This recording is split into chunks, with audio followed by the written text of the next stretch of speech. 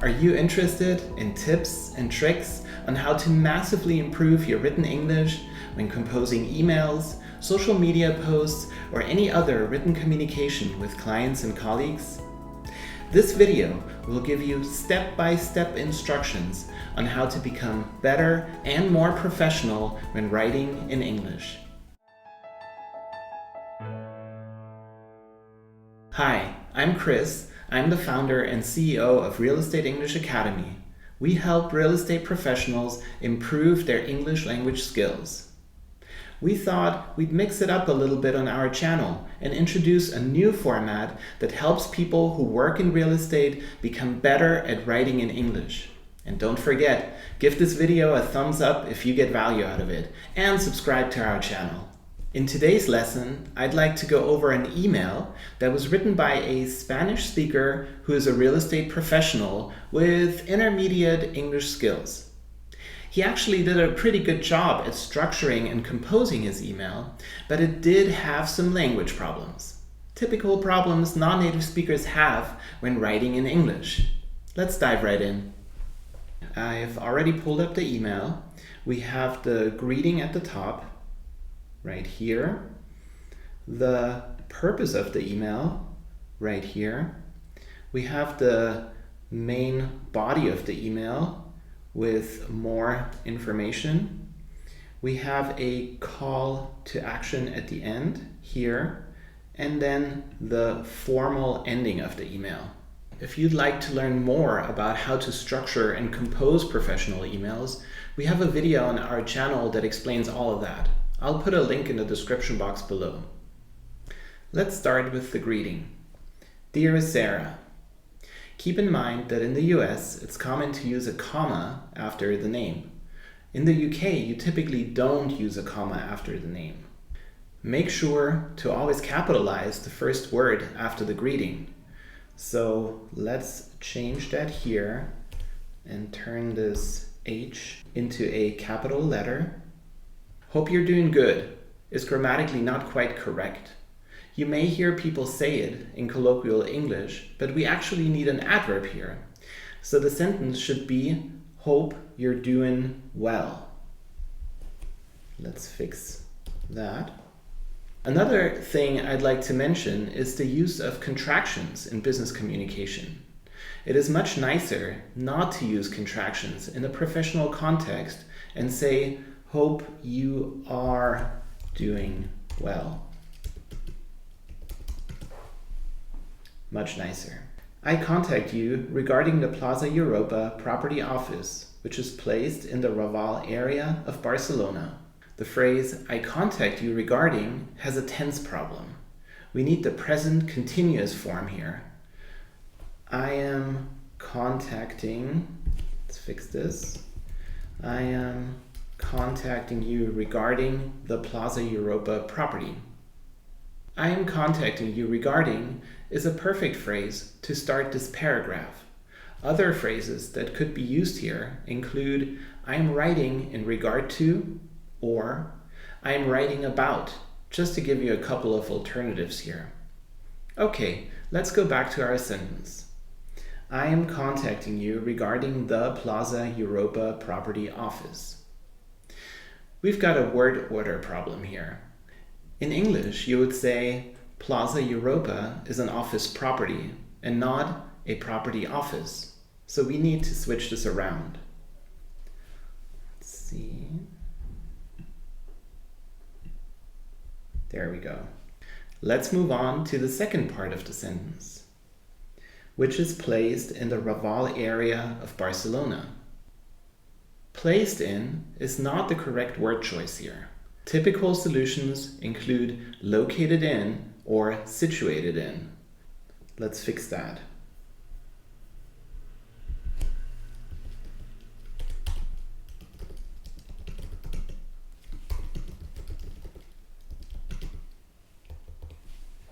Better than area and more common in real estate English would be district or neighborhood. Area is too broad of a term to use. Let's fix that.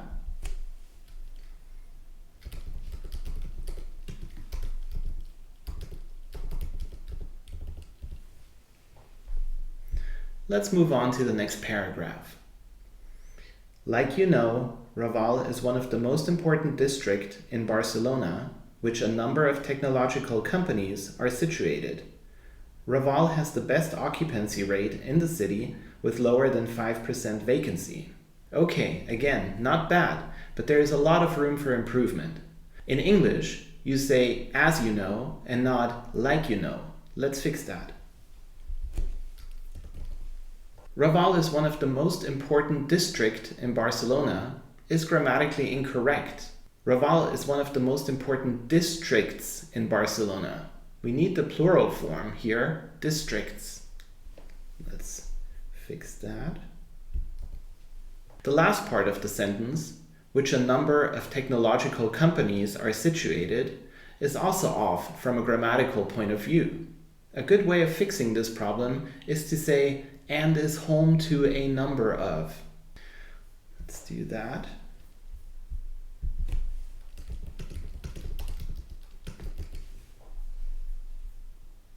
I can get rid of this at the end. Oops.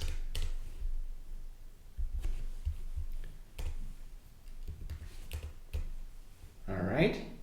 In English, you'd say tech companies and not technological companies. Let's switch that out. Let's move on to the next sentence.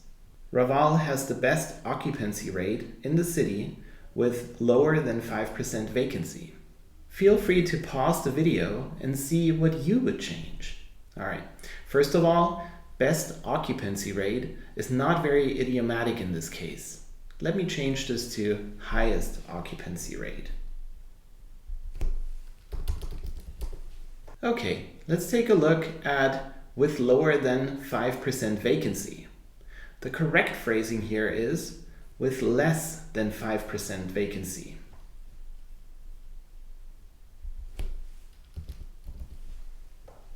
All right, looks much better. Let's move on to the next paragraph. With regard to the Plaza Europa building, you should know that is an icon in the city and there are the main international tenants such as PwC, Orange and others.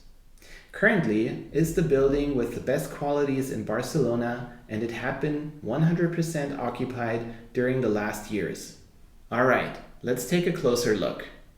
The first part of the sentence, with regard to the Plaza Europa building, is awkward.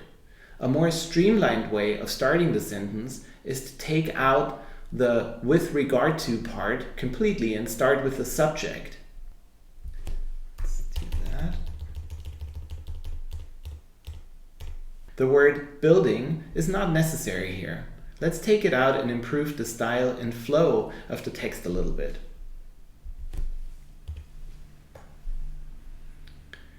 We can also get rid of you should know that. It sounds a little preachy, as if there is a moral obligation. Instead, we can simply say Plaza Europa is an icon in the city. Much more concise and less awkward. The word icon is too strong here. A better way of saying this in real estate English is a landmark building. Let's do that.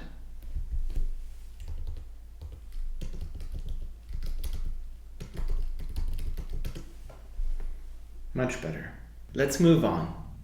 And there are the main international tenants such as PwC, Orange and others. That's a little bit confusing. My suggestion here is and features renowned international tenants. Let's do that.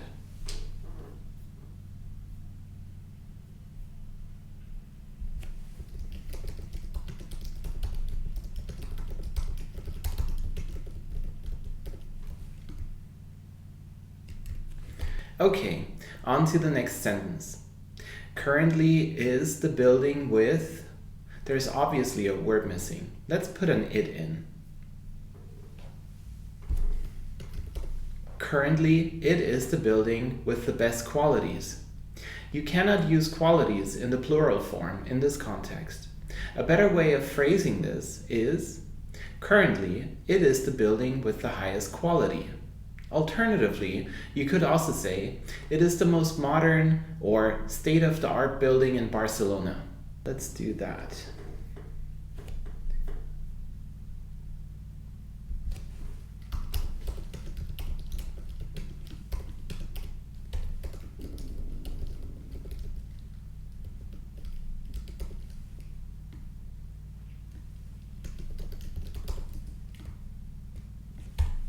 And the last part of the sentence, and it had been 100% occupied during the last years, also has some problems. Let's see. First, there is a tense problem here.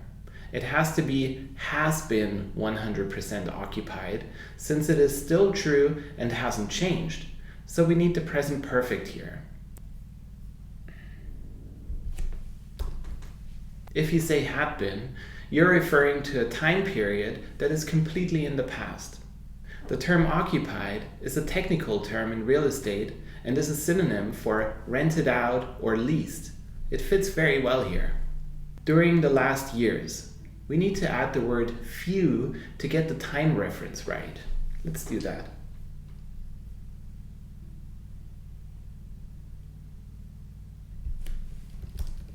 And we need to substitute during with in. The correct phrasing is in the last few years. We could also change 100% to fully occupied, which is a little bit more idiomatic.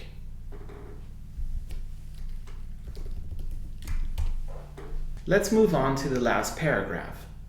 Find attached a file where you can find all the necessary property relevant informations. It is better to use the word please in front of the phrase find attached.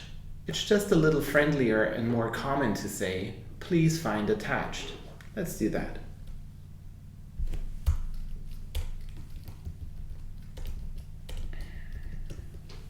Please find attached the file where you can find.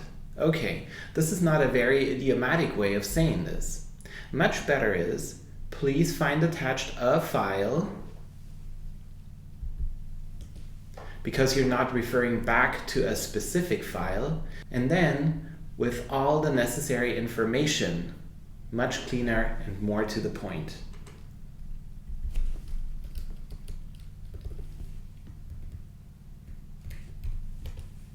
Okay, information in English is always used in the singular form. So informations is grammatically incorrect and needs to be changed to information. So let's take out the S here.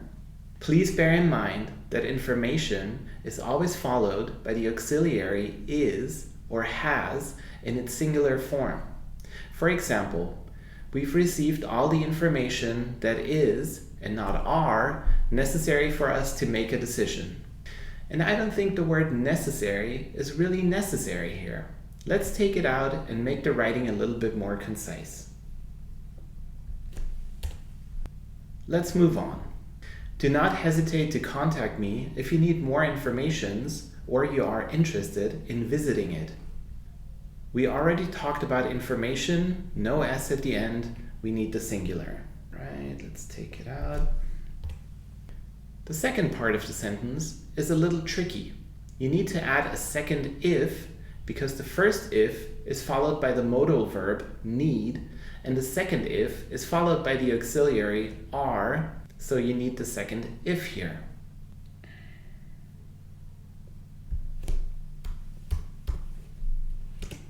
If you're interested in visiting it. In the real estate context, you view a building and you don't visit it. And it is not clear what the pronoun it refers to here. It would be much better to mention the name of the property again to be on the safe side. So let's fix that.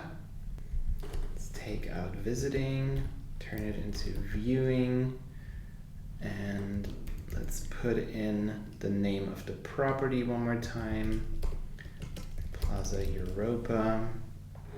All right, what's left? Right, the ending. Let's see. Kind regards. That works fine. You could also say all the best or simply regards. Let's see how the corrected and improved email sounds. We may also need to make a couple of final adjustments so that the email sounds just right. Alright, let's go. Dear Sarah, hope you're doing well. I'm contacting you regarding the Plaza Europa office property, which is located in or situated in the Raval district or neighborhood of Barcelona. As you know, Raval is one of the most important districts in Barcelona. Let's get rid of the comma here, it's not necessary, and is home to a number of tech companies. Raval has the highest occupancy rate in the city with less than 5% vacancy. Plaza Europa is a landmark building in the city and features renowned international tenants such as PwC, Orange, and others. Currently, let's put a comma in here, much nicer. It is the building with the most modern or state-of-the-art quality in Barcelona, and it has been fully occupied in the last few years. Please find attached a file with all the property relevant information. Do not hesitate to contact me if you need more information or if you're interested in viewing Plaza Europa. Kind regards, Antonio. Give this video a thumbs up if you liked it and subscribe to our channel if you haven't already. If you want us to correct one of your emails, go to our Real Estate English Academy website, click on Contact at the top of the page and send us an email. We'd love to hear from you. See you next time.